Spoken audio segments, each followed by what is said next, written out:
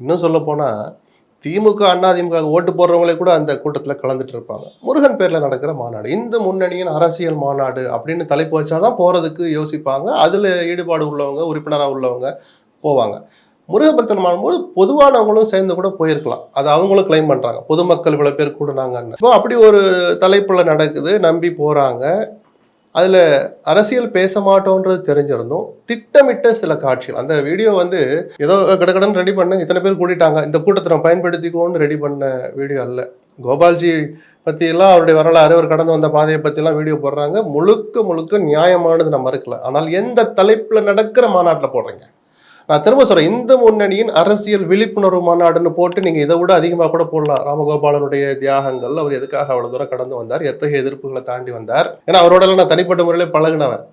அது சொல்றதுக்கு எவ்வளவோ இருக்கு ராமகோபாலனை பத்தி. போட்டா தப்பு இல்லை. முருகனை பத்தி பேசுறதுக்கு ராமகோபாலனுக்கு அங்க என்ன வேலைன்னு ஒன்று இருக்குல்ல. சரி, அவர் யாரையெல்லாம் எதிர்த்தாருங்கிறத பத்தி, அதாவது என்ன சொல்றது, போலி திராவிடம் அப்படின்னு ஒரு பக்கம் சொல்றீங்க. அதுல என்னவெல்லாம் நீங்க காமிக்கிறீங்க? அதர்மத்தை ஒழித்து தர்மத்தை நிலைநாட்டினார் சொல்றீங்க. அதர்மத்தை ஒழித்துன்னு அந்த குரல் ஒழிக்கிற போது என்ன காட்சி காட்டுறீங்க? கலைஞர், அண்ணா, பெரியார் காட்டுறீங்க. இது எந்த வகையில நியாயம்? முருக பக்தர்கள் மாநாட்டில் அந்த காட்சி அவசியமானு பார்க்கணும். போலி திராவிடம்னு சொல்றீங்க.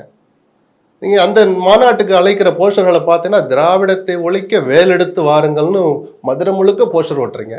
இப்ப திராவிடத்தை ஒழிக்கிறதுக்கு எதுக்கு முருகன் மாநாடு போடணும்?